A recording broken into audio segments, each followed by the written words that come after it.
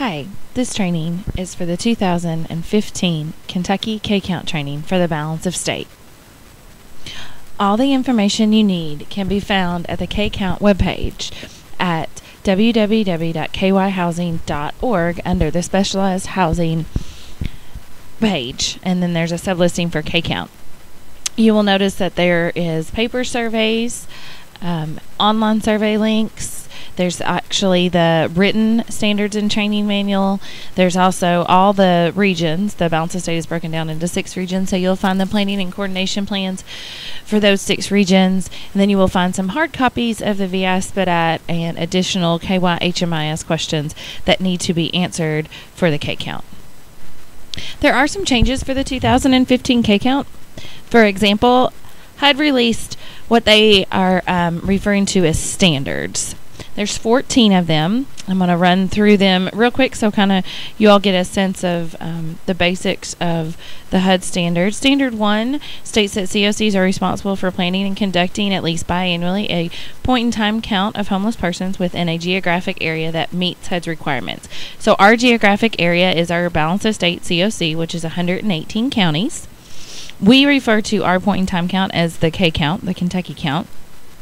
We actually do an annual unsheltered and sheltered count, and this year, as you saw on our website, each region did their planning and coordination locally, and then KHC will put together a plan at the balance of state COC, Kentucky Housing Corporation level, and we will publish those on our website.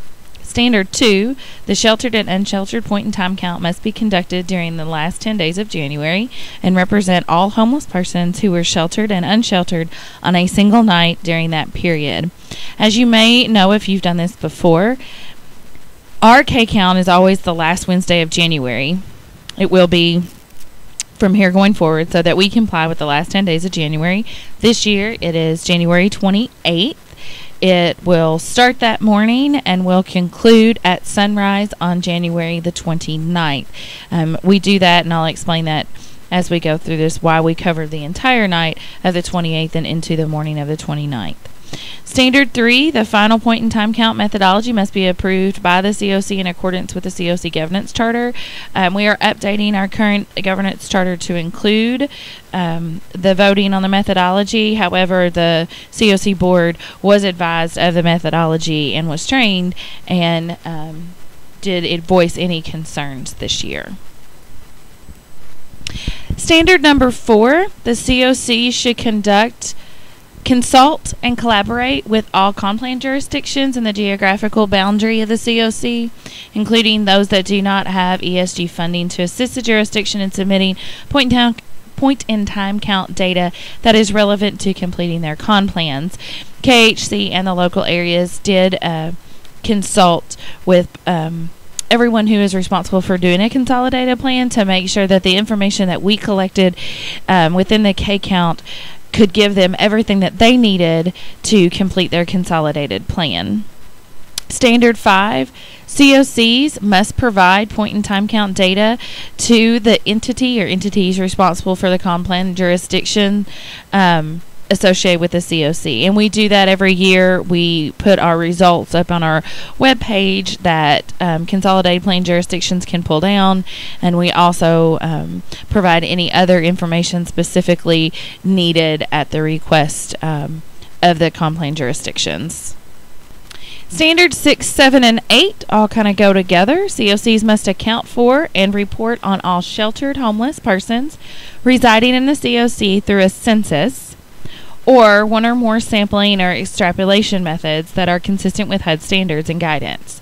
HUD will evaluate the nature and basis for estimates and extrapolation of COC's sheltered count in the annual COC program competition.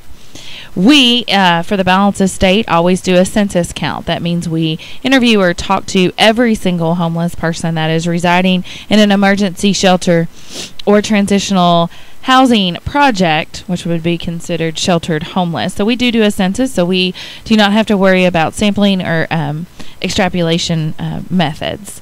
Standard 7, COCs must be able to verify that the sheltered homeless persons identified in the count are sheltered on the night designated in the count as defined in the 24 CFR 578.3 of the Homeless Definition Final Rule.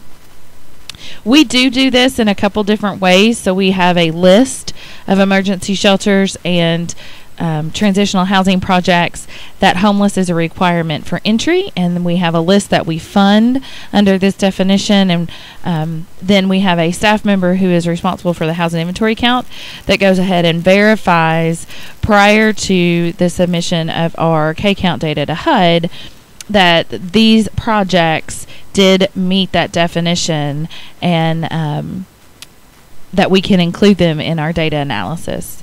Standard 8, COC should use client data already collected and entered into the HMIS as primary data source for sheltered point-in-time count for emergency shelter, safe haven, or transitional housing projects that participate in HMIS. We do that.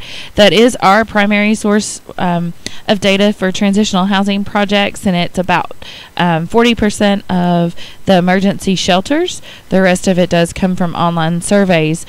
But we are trying to collect more and more of that data out of our KYHMIS system to comply with Standard 8. Standards 9, 10, and 11 have to deal with the unsheltered homeless persons.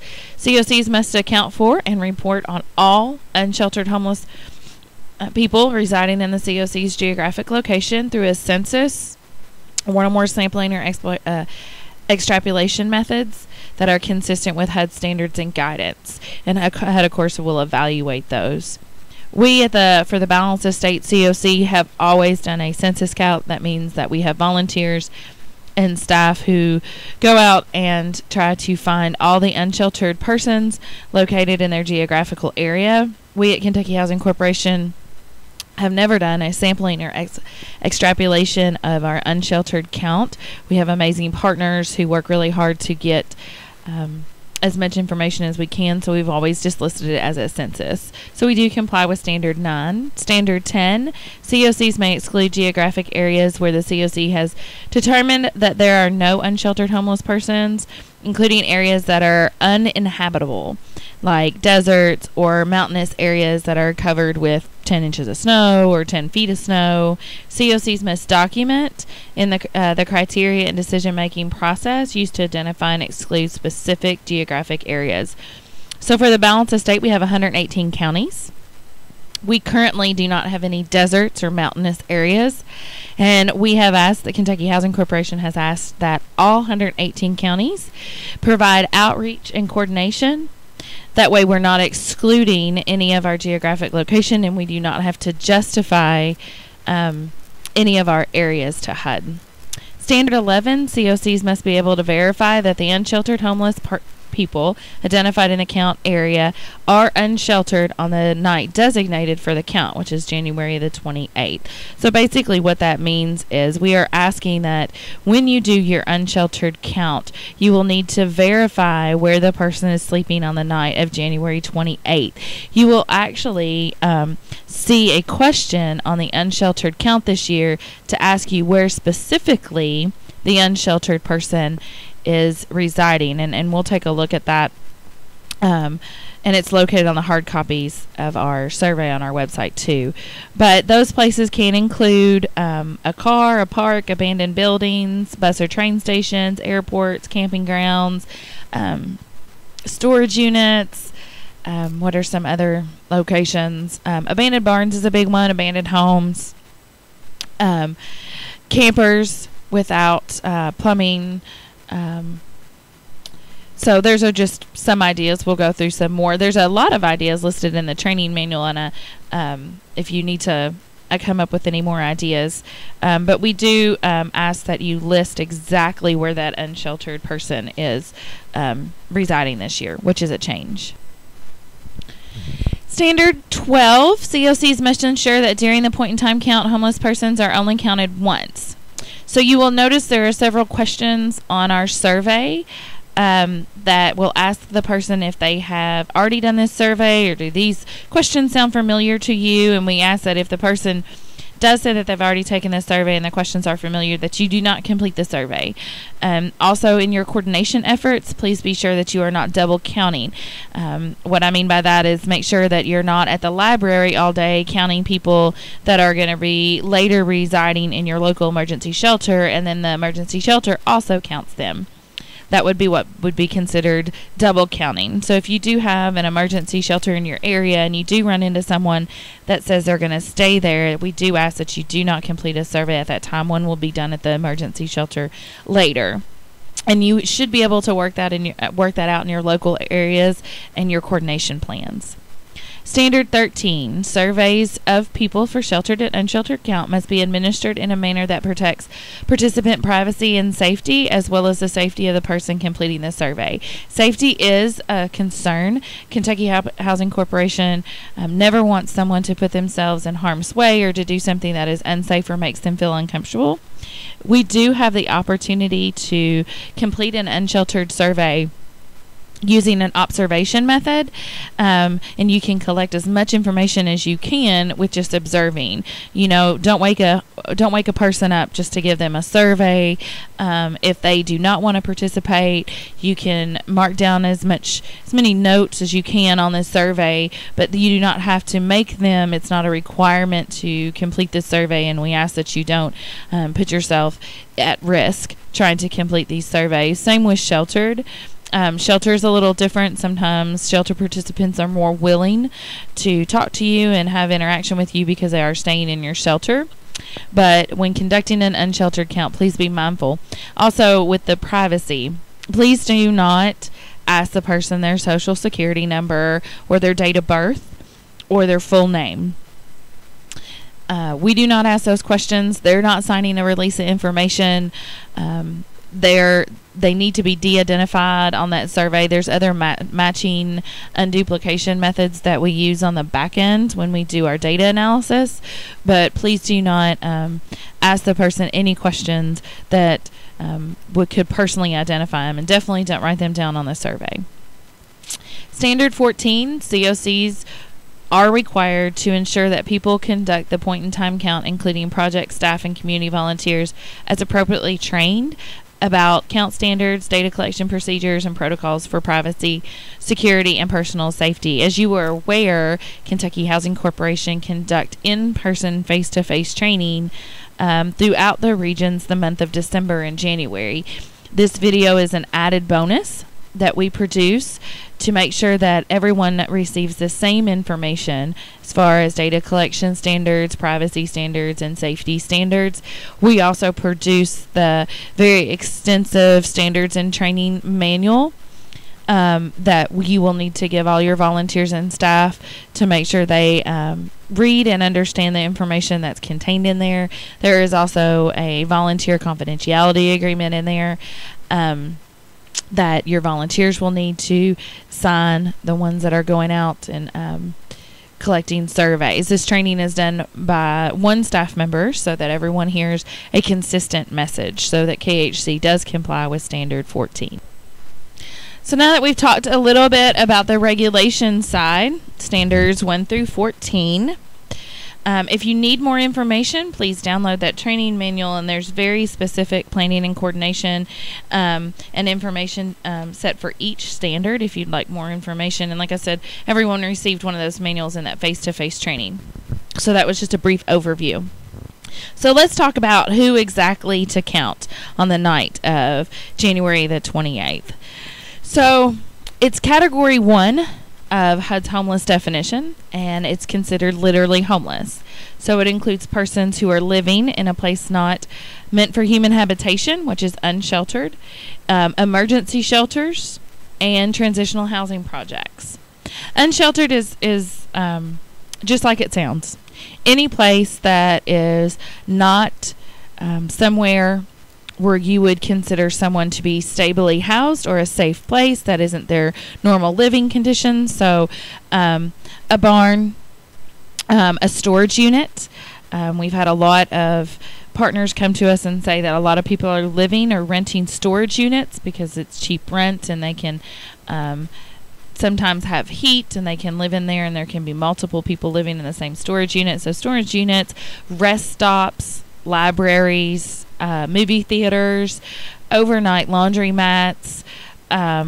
They're very good at making themselves disappear at night because they don't want to be found, so you can kind of think out of the box.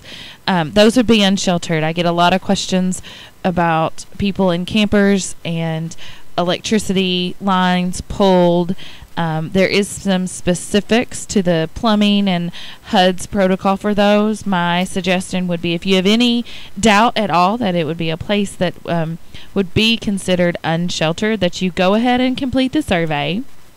And then once you have completed the survey, the week after the count, when we're submitting data and doing data cleanup, you can always call me and ask, and we can talk about it and decide if we need to count that as an unsheltered person.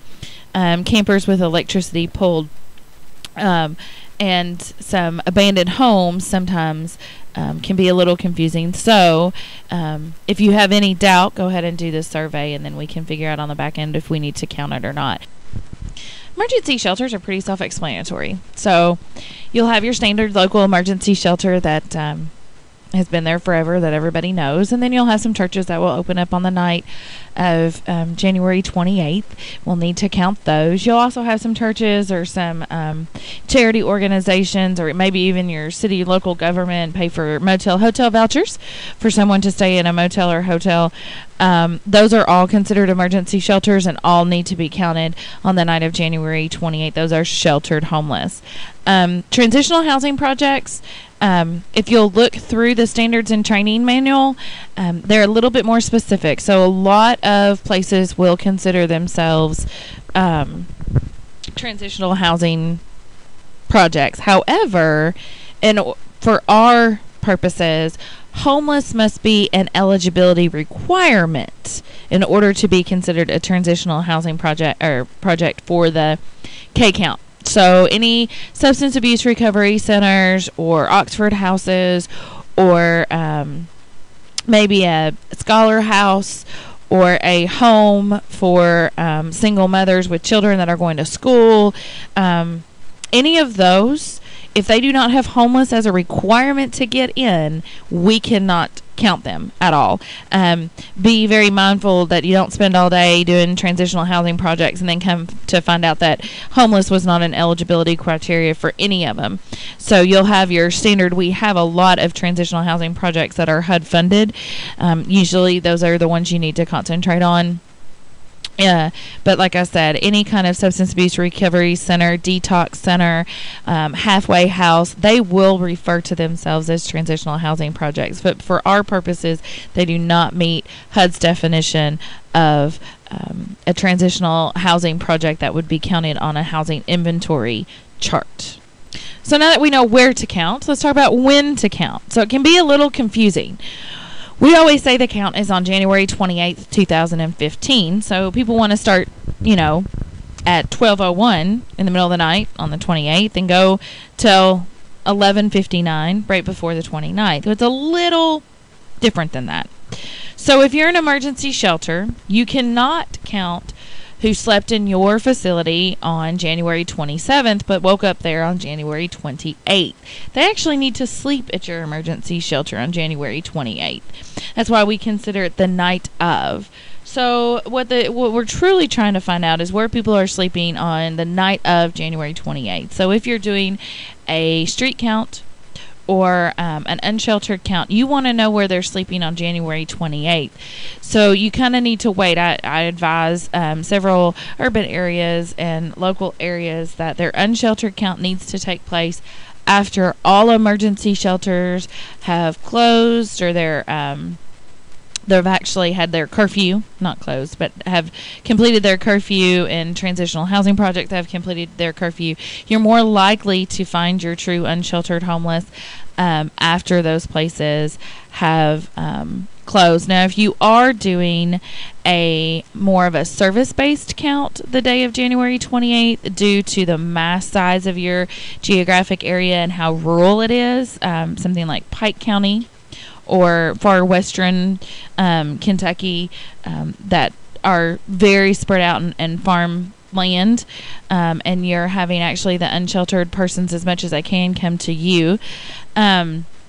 Make sure you verify where they're sleeping on January the 29th and that they are staying in a place not meant for human habitation. You are allowed to count until sunrise of January the 29th, that unsheltered and sheltered count. So, for example, the Louisville area and the Lexington area will go out very late on the night of January the 28th, 12 o'clock, 11 o'clock, midnight, and they may be out on the streets until 2 or 3 in the morning, rolling into the 29th, but we have until sunrise. So the thing you need to take away is it's not where they stayed the morning where they woke up on January 28th. It's where they slept the night of January 28th, not the morning of where they woke up. That's a big difference that we need to establish. So we know who to count, which is our unsheltered, our emergency sheltered folks, and our transitional housing project folks. We know when to count, which is where they slept the night of January 28th. So let's talk about exactly where these people would reside. We've talked about emergency shelters, which can be your actual emergency shelter. It can be hotel and motel vouchers. It could be a church that opened up. If you recall, last year Kentucky was in the grips of a polar vortex. It was about negative 16 degrees, and local areas were under their emergency plan, which a lot of the churches and local nonprofits put up money to house people in motel and hotel voucher hotels while the polar vortex was going on, so they didn't sleep in negative 16 degrees. Those all need to be counted. It's important to do some outreach and touch base with your local churches and your local government agencies to make sure that if they do offer hotel or motel vouchers on the night of January 28th, that those people are counted. Of course, I alluded to the transitional housing projects. Please be mindful, once again, that homeless must be an eligibility criteria in order to be counted. So make sure you find that out about the transitional housing project before you start to complete surveys. As far as unsheltered streets, parks, alleys, parking ramps, parts of different parts of the highway system that are covered, movie theater, all-night laundromats, building rooftops where they can't be found, farm buildings, such as barns or sheds. Caves is a big one. They're very hard to find. Someone needs to know that they're there, but in my training throughout the state, we do have some unsheltered folks living in caves. Campgrounds, please don't consider them unsheltered if they're actually their RV is parked there and they rent that space, and that is their what I would consider a second home or a vacation home. They're on vacation, or that is their residence. Some people do live in campgrounds. They are not considered unsheltered homeless individuals. Riverbanks and rest stops. The one that's not on here that I mentioned earlier was storage units. We are seeing a lot of people starting to move into storage unit facilities where the rent can be $50 a month compared to $700 a month. So if you hear of any of that, make sure those individuals are counted. So we know the who, the when, the where. Let's talk about how we do it. So there's two options. All unsheltered surveys will be done either with the paper surveys and then transfer to the online survey instrument, or you can go out with a tablet and do the online survey while you're talking to the individual. However, please be mindful, again, about safety. You probably don't want to necessarily put out a brand new iPad or a brand new iPhone or, any kind of Android smartphone if you don't feel comfortable doing so. So KHC doesn't recommend that you take tablets or smartphones out into the field unless you are well established in that area and you're a constant outreach worker and you feel comfortable doing so. But for the most part, a lot of y'all for the unsheltered surveys will be doing them on paper. Those paper surveys can be found on our website. They are 2 pages front and back. They should take about 7 minutes to complete. especially if it's not a large family. It's some pretty straightforward questions. You will need to come back and take that information and put it into our online survey instrument. Throughout the rest of this training video, I'm actually going to show you the online survey instrument and not the paper survey instrument. So I recommend that if you want to pause me and download the paper survey and follow along, you can compare what the paper survey looks like versus what you're about to see on the online survey instrument. And the second way to do a shelter count is through our Kentucky Homeless Management Information Systems, our KYHMIS. So those of you who are HUD funded already participate in KYHMIS, and that information, and you'll see the process that you will go through to complete your 2015 K-Count information that we need. But for the most part, you've already collected all the information that we need when you did your intake. So you will just have a little cleanup here and there, and I'll talk about why we're doing certain things this year. But that's the other way. Now, if you do not participate in KYHMIS, you will need to do the paper surveys. So those emergency shelters, those transitional housing projects that are victim service providers, of course, they don't participate in our HMIS system. They have their comparable database, so they will be doing paper surveys and submitting those online. And some other emergency shelters and transitional housing projects may need to do the same thing if you do not participate. If you have any questions, there is a chart in the training manual that tells you what type of agency you are, what kind of shelter, or if you're an emergency shelter, transitional housing project, and if you do or do not participate in KYHMIS. If you have any questions, feel free to call me. We can establish exactly how you need to submit this information. You'll have until February the 6th to submit. So if there's any doubt, we do every year have agencies who do both. They will do the paper surveys and KYHMIS just to make sure that they're doing it all. And we just discard their paper surveys. So don't panic. Just give me a call. Ask me any questions you need. We'll get you set up with the exact way to submit your data. So let's go through these KYHMIS instructions real quick. So just a couple things. You're only going to do the clients that are active on January 28th, the night of. So you'll only complete these extra questions in an assessment, and you'll also complete the VI-SPDAT assessment for only those clients who are active on January 28th. They have to sleep in your facility the night of January 28th. You'll find them at the bottom of your entry screen. So once you search for your client, select your client, and edit the entry, if you scroll all the way down the bottom, you'll find two new assessments. One of those, the very first one is those extra questions, and the second one is the VI-SPDAT. That is already up online in your projects. If you want to go ahead and take a look at that, you don't need to fill out the information for any of your clients that are participating now. We only need it for the ones on January 28th, but it is up and active. You only need to do it for your emergency shelter and transitional housing projects, not your permanent housing projects. So the start date for those assessments will be the day of project entry, and then the end date will be January 29th, 2015, which is the day after the K-Count. So you have until February 6th to finish up all the extra needed information. Now, in the past, we've always just been able to complete those extra questions using a client file. This year is going to be a little different. You can complete the extra questions using a client file, but you will have to interview your clients for the VI-SPDAT. So this is what it looks like in the system. You will see that right below the disabilities assessment, you'll see the 2015 K-Count one-time assessment, balance of state only, and then you will see the VI-SPDAT right underneath that.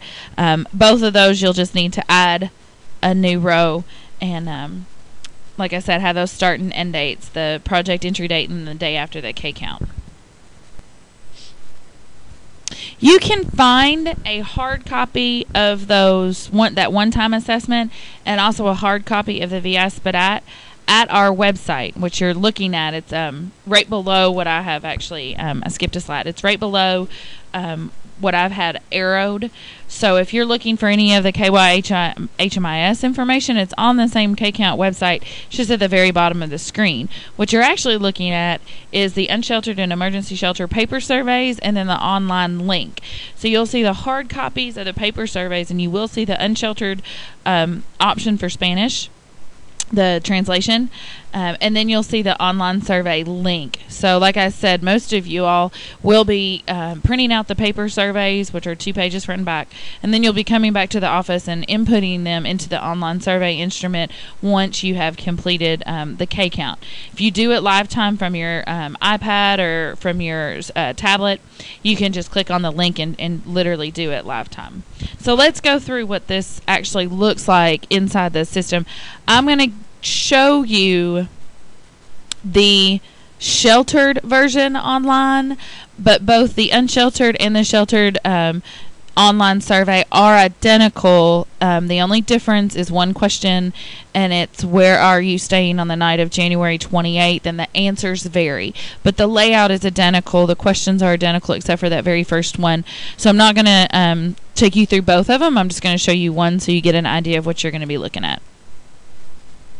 So when you click the link, it's going to take you to some instructions. Like I said, this is the instructions, the sheltered instructions. It's going to talk about, this is for sheltered individuals and households. This is not the unsheltered. If for some reason you wanted the unsheltered, you can always click the link that's highlighted in that very last sentence, and it will take you right over to the unsheltered survey. Please do not submit the surveys until all the answers are complete for all the household members. Each survey is for one household. So if you have a household with 7 people, you're only going to do one survey. If you have a household with 2 people, it's one survey. The survey will automatically kind of roll in questions based on previous answers. If you notice on the hard paper copies, there's no numbered questions after a certain point in time. We didn't want to confuse people. The numbers on SurveyMonkey change based on some answers, and they look a little different than that hard copy. So we didn't want to confuse anybody trying to match up question 15 with question 15 and it be different. So we removed the numbers from your hard copy. Also, my information is up there. It takes about testing it, we usually say 5 minutes. It's been taking the HMIS staff about anywhere from 2 to 3 minutes to complete a very small household data entry for these surveys. It goes really quick this year. We're pretty excited to have it shortened a lot. There's my information if you want to call. Get a hold of me. Like I said, this is for the sheltered, and you will get you're entering for sheltered individuals, but if you want to be unsheltered, you just have to click the link. So once you've read the instructions and you're ready to proceed, you'll just click next at the bottom of the screen. So you'll see some questions appear. It's going to talk about the location. What we mean by that is where were you when you actually gave this survey and when you talked to your client. Were you at I think for this I talked about the city park. You could be in the library, you could be on the street, you could be in a warming shelter, you could be at a food bank. Try to be as specific as possible when you talk about location. The next question you're going to see is county. This is actually going to be the county in which the survey was given. So not the county of where the person actually became homeless, but it's actually the county where you're standing in when you gave this survey. So sometimes we have scattered site projects that stem over 5 counties. I need to know exactly where the person is housed. So it could be any version of Madison, Harrison, Bourbon, Estill, Powell. You know, when you talk about large agencies that cover multiple counties, it's the actual county of where the survey was given and the time that you gave this survey. This is also very important so we can verify that it was given on the 24-hour or the sunrise period of January the 28th. We most likely don't want to see any that were given at 6 a.m. we would actually probably follow up with you and figure out exactly how you verified where the person was sleeping, or going to be sleeping, maybe even 16 hours later, or 6 a.m. on the morning of the 29th. We might follow up with you to see exactly what 6 a.m. means. How was this survey completed? So on the surveys, you'll see observation or one-on-one. So as I said, unsheltered surveys can be given by observation. You don't want to wake anybody up, and you don't want to put yourself in an unsafe or precarious situation. So you can always do it by observation and get as much information as you can, speculating gender and race, maybe estimating age. If they have any very open disabilities, such as prosthetics, you can always mark that down. Trying to get as much information you can from observation. It is recommended that you do a one-on-one interview. If you are sheltered, this is the only way that you'll be able to do it. You can do this by client files. That is a one-on-one interview. If you use KYHMIS, you've already kind of conducted this one-on-one interview to get all their intake information. So sheltered surveys usually are done on one-on-one basis, and then unsheltered can be done by observation, but only when needed. Was the participant willing to complete this survey? So you'll see that on your hard copy of your survey. Can I ask you a question? The first thing you'll see is, hello, my name is Polly. I'm a volunteer with ABCD agency. We're conducting a survey to count homeless people to provide better program and services to them. Your participation is voluntary, and your response to questions will not be shared with anyone outside our team. I need to read each question all the way through. Can I have about 10 minutes of your time? If the person says no, you can go ahead and complete the survey using the observation method. However, you can say yes. If the person says yes, you can go ahead and complete the survey. Once you've answered those questions in the online system, you just click next. Okay, once you've clicked next, you're going to come to a set of other questions, and it's, where are you and or your household sleeping tonight? As I said, that is, you're looking at the sheltered version in the online system. However, when you go into the unsheltered version on the online system, it's going to list all those places that we discussed before, as far as a good location. And there is an other option.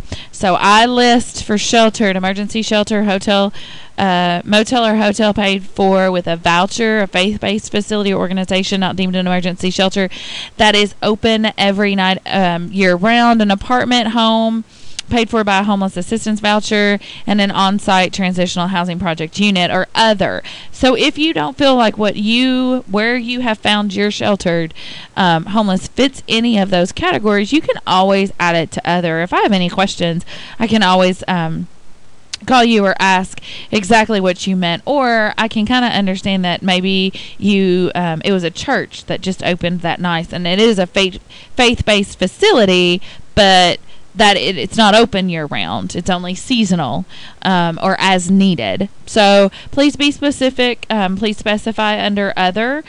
You can mark it in the system and just type it right in there. And it'll take it. Next question is, in what county do you last have permanent stable housing? So this is a question that we use a lot as far as migration patterns. Where are our clientele coming from? Are they moving 4 or 5 counties over to get services? Do we have a lot of folks coming from out of state? As you know, Kentucky is surrounded by 7 states, and are they coming from out of state where they can get services? Are they just staying right in the county where they're from? It's always very interesting to look at how our clientele and population are moving throughout the state. Like I said, we do cover such a large area. We have seen sometimes people span all the way and receive services across the state all the way from Pikeville to Paducah. It's very rare, but it happens. So we always like to know, when's the last time they had permanent stable housing. The last question Has someone already asked you a similar question today? We used to have this at the very beginning, and it read something similar to, have you already taken this survey today?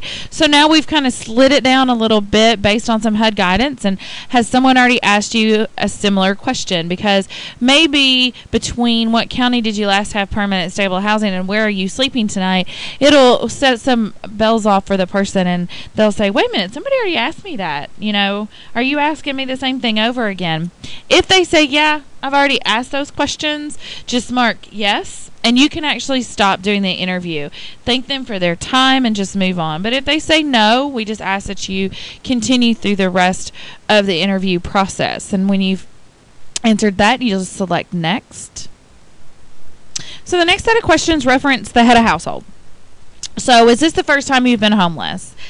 You're usually talking to your respondent, your head of household. They're answering for their household. If it's a single person, they're answering for themselves. You can just write, is this, and if they ask, what do you mean by homeless? You can give them the quick definition of, have you ever lived in a place not meant for human habitation, or stayed in an emergency shelter, or a transitional housing project based on your homeless status. It's just a yes or no question. And then if you're looking or discussing a homeless status with a person, it's how long have you been homeless this time? So if they are staying in a place not meant for human habitation, how long have they resided in this area or consistently been homeless this time? It's only include the time that they stayed in shelters or on the street. So if they've lived in an emergency shelter or on the street, and it's continuous. So if they've only been homeless this time for 2 weeks, you'll put 14 days, 2 weeks. We have no preference as to how you document the days, weeks, and months. We don't ask that you round up, be specific as possible, but it is continuous. So if they say, well, I've been staying here for the last 3 nights, but before that I was with my grandma's couch, well, then it's just 3 days, because grandma's couch doesn't count as HUD homeless. The next question is, including this time, how many separate times have you stayed in shelters or on the streets in the past 3 years? So that's a long time. So basically it's since January 2012. And we're not asking for the person to name 8 times or 10 times. We're trying to get them to round. Has it been 4 or more, or less than 4? Usually they can kind of say, well, in the last 3 years, yeah, I've been living in shelters or on the streets at least 4 different times. So it's just a quick less than 4 times, more than 4 times. Now the next one, it says enumerator only. Can these times of homelessness be documented? So you're not actually going to ask the person if they can document their homeless. You're gonna ask yourself, okay, if Kentucky Housing Corporation called right now with a voucher for a chronically homeless individual, can I give them documentation right now? And it can be a yes or a no. Usually those that have spent time on the streets, you can't document right then and there. So you'll just answer no. But for those that are sheltered, maybe the shelter does have all the times of homelessness documented, and then therefore the answer would be yes. It is literally, can you document it on the night of January 28th? It's not, there is no right or wrong answer. It's just a simple yes or no, and you just need to ask yourself as a volunteer or staff member, can I document this tonight? Have you or any of your, and that's pretty much the extent of the chronically homeless questions, or the extent of homelessness questions. The question number 8, have you or any adult in your household ever been physically, emotionally, or sexually abused by a relative or another person that you've stayed with, such as a spouse, partner, brother, or sister, or parent? So pay close attention to question 8. That question is optional. We always put that on our survey to give people the opportunity to respond to a domestic violence question. However, they can always refuse. And if you'll notice, have you or any adult. So we're only referencing the adult's domestic violence history in this question, not necessarily the child. So if the child has been a victim of domestic violence, the answer to this question would be no. It would need to be the adult in the household.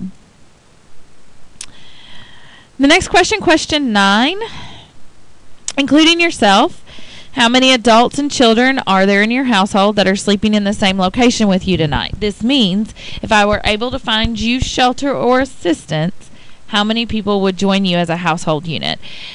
This is the way that we have laid out this question is because sometimes groups of people will form what they consider a household. So if you just say how many people are staying with you tonight, they may list 20 of their friends, but those 20 friends aren't going to be housed with them. And we more are looking at how big the household is, and we're collecting information on every household member. So be very specific in how you ask this question, including reading. This means if I were be able to find you shelter or assistance, how many people would join you as a household unit? It probably would not be 20 of their friends. You will need to list the exact number of adults and the exact number of children.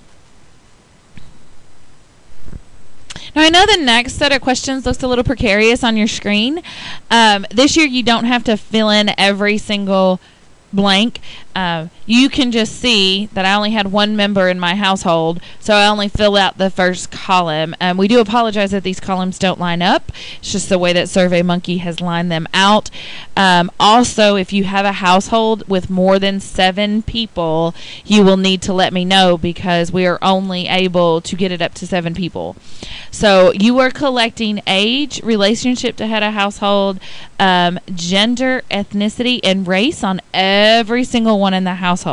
In the past, we have generalized household information. However, we are adopting to the modern family where ethnicities and race vary within a group of households.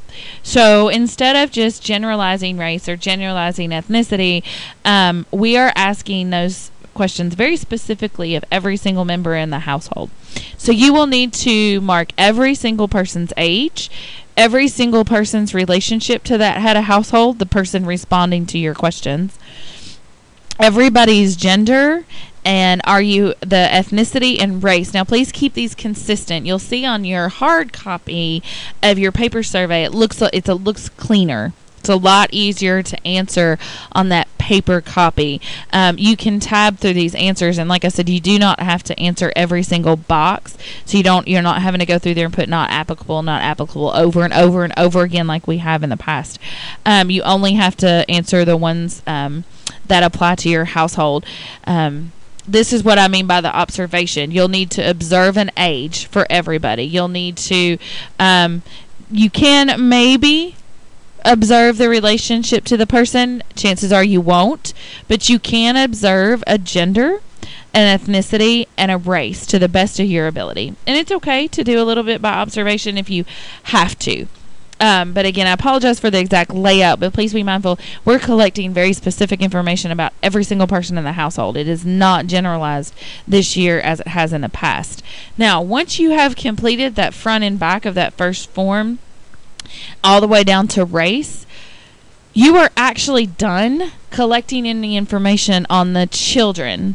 So the survey actually even gets shorter than in years past. We're not collecting disability information on children this year as we have in the past. We are simply collecting disability information on adults. So we've taken out that element. So about question 19 is when you're going to stop collecting information on any children in the household. And you are actually going to only do adults, which are 18 or over. You can click next whenever you're ready to enter some information on the adults. This looks a whole lot cleaner. When you are asking these questions, do not change the wording of these questions when you are conducting this survey. Do not skip any of the language. Do not say, well, I'm just going to ask them if they have substance abuse. You need to stick to exactly how these questions are worded and laid out. So when it says, have you ever served in the United States Armed Forces, list them. Were you ever called into active duty as a member of the National Guard or as a reservist? You need to say, does this adult drink, or you can actually change it to, do you drink alcohol? These are adults only. So you may not have 7, but if you have more than 7 adults, let me know. We can deal with that. We only excuse me, have enough to go to 7. So ask, Do you drink alcohol? Don't ask them if they have a substance abuse problem. That's not the question. We're just asking if they drink alcohol. Do you use illegal drugs, including prescription drugs that are not prescribed to them? So ask it just that way. Don't ask if they have a drug problem. Does this adult have any ongoing health problems or medical conditions such as diabetes, cancer, or heart disease? Be very specific in how you ask these questions and do not change the wording. That way we can collect consistent data. This is all self-reported information. We're not asking for veterans forms. We're not asking for doctor's statements. This is solely self-reported. So when you say, do you have a physical disability, say it just like that. And if they say no, mark no. Has this adult ever had a traumatic brain injury to their brain from a bump or blow or wound to the head? Traumatic brain injury is different from a physical disability. And they can say no to physical disability and yes to traumatic brain injury. Don't go back and change physical disability. It'll be fine. It'll work out on the back end. But you can't change the verbiage of these surveys. So please be mindful that if it's written on the piece of paper, you have to ask it that way. Once you've completed that list of questions, you'll see this next question down here. Do any of those situations above keep you from holding a job or living in stable housing? Okay, those are yes or no's. So if they answered yes to any of the questions about disabilities above, then you would ask them this question. If they reported no disabilities at all, then that situation cannot keep them from holding a job or living in stable housing. So you would say no or not applicable. Only complete it for the ones for the adults in the family. Now this is where it gets a little confusing because you'll see the same question and the same question where it says person 1. We're going to change that to say adult 1, self, oldest member. Which ones keep this adult from holding a job or living in stable housing? So I'm going to look at question 21 above and I'm going to say, okay, they answered yes. That something in the previous questions kept them from holding a job or living in stable housing. Tell me which ones. The key word is which ones. You can pick multiple. You could pick alcohol use and illegal drug use. You could pick both of those. You could pick PTSD and brain injury and alcohol abuse and illegal drug. You can pick as many as they state keep them from holding a job or living in stable housing. You will see the same question repeated 7 times in their online survey because we have the possibility of 7 adults. However, you don't have to answer the question 7 times. If you only had 1 adult, you'll only need to do question 22. You'll see a little green star next to question 22. That's because it is a required answer, just to make you aware that even if they didn't have any disabilities and they don't have anything that keeps them from holding a job, you still need to report not applicable. The last little bit of this survey is just some follow-up information. You'll kind of understand a little better about what we're doing. So has the adult ever received special education or what some of us know as special ed services for more than 6 months? We are asking adults this question. However, we're asking about something that happened in school. The reason we're doing that is because developmental disabilities need to happen before and need to be diagnosed before the age of 22. So as you know, if you're a parent or have anything to do with the school system, those that have been diagnosed with a developmental disability may have what is often referred to now as an IEP. A while back it was referred to special education or special ed. So if they give you this weird look like, I'm not in school, I don't receive special ed, we're actually referring to when they were in school. You'll still need to ask that question with that verbiage, but you can follow up the clarification of when you were in school.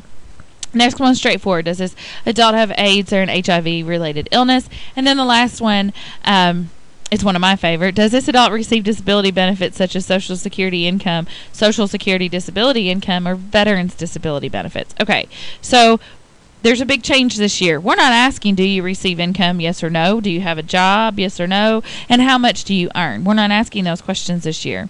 But why I like this question is when you get down to the very end, this is the very last question you'll ask them. If they answer yes, but yet previously they had no disabilities, you will, as the surveyor, need to go back and establish, well, if you're receiving a disability benefit, why didn't you report a disability in the previous questions? So sometimes when you're asking them that verbiage about physical disabilities and traumatic brain injuries, they may say no because it doesn't dawn on them. So that's why I enjoy this question as the last question about benefits, because all of a sudden it may you may remind the person, oh wait, I do get Social Security income because I have a disability. So I like that question and how it's set right at the end. It can kind of really clarify the disability section for you. You will also notice that this is the end of the survey. There is a done button. So once you have completed everything and everything is right and you feel confident, you can hit done and it will be submitted. So I'm going to give you a couple different rules right now. At any time, you'll notice there is no previous button in these surveys. It's because you're not allowed to go back. So if at any time this person, if you were doing this live time from a tablet on the street and they said yes to disability benefit, but they had answered all the disability questions no, do not hit done. You'll actually have to completely get out of the survey, do not submit it at all, and start a completely new survey. That's the other good thing about doing the paper surveys and not doing this lifetime, is because you cannot go back on these surveys. I, unfortunately, if I find any that have gone back and answered different questions, on the back end of this, it reports both answers to me, and I can't tell the difference of which one's right and which one's wrong. But I can tell the ones that never were confirmed and the done button pushed. So if you have any issues or if you think you've submitted something wrong, just don't submit it. Just hit the X, close your browser, and then go to our website and get back in it and just start a whole new one, because I can tell for data cleanup purposes how many were not completed, and for any that weren't completed, we automatically go ahead and throw those out, because that's the easiest way for us to tell mistakes, and we give you the opportunity to submit a better one, or not necessarily better, a correct data entry. So if you have any doubts, don't hit that done button, because the last question I'm going to look for is that disability benefit question, and if that's not answered, I'm going to throw the survey out as an incomplete, and I'm going to assume that you went back and re-entered the survey and at some point put correct data in there and then hit the done button. If you have submitted everything correctly, go ahead and click the done button down at the bottom.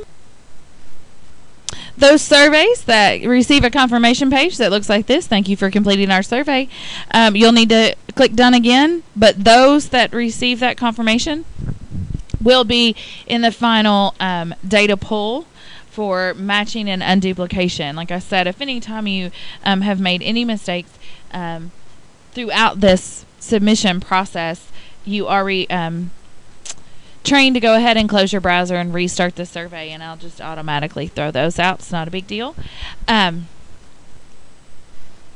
Your due dates for everything: HMIS, online sheltered surveys, unsheltered surveys, everything submitted to Kentucky Housing Corporation is February the 6th, 2015 at midnight. Kentucky Housing Corporation doesn't accept any kind of paper surveys. Please don't mail us any paper surveys. Everything has to be submitted through the online system. If you have any questions or concerns, feel free to give me a call or send me a quick email, and I will try to help as much as I can. If you have any questions about your local area planning and coordination process, you can download those from our website, and I do highly encourage that you go ahead and download the entire standards and training manual, the written version, so you can see more detailed information about each of those HUD standards and about our data policy and cleanup policy and what we do here at Kentucky Housing Corporation. Thank you very much for your participation in the 2015 K-Count.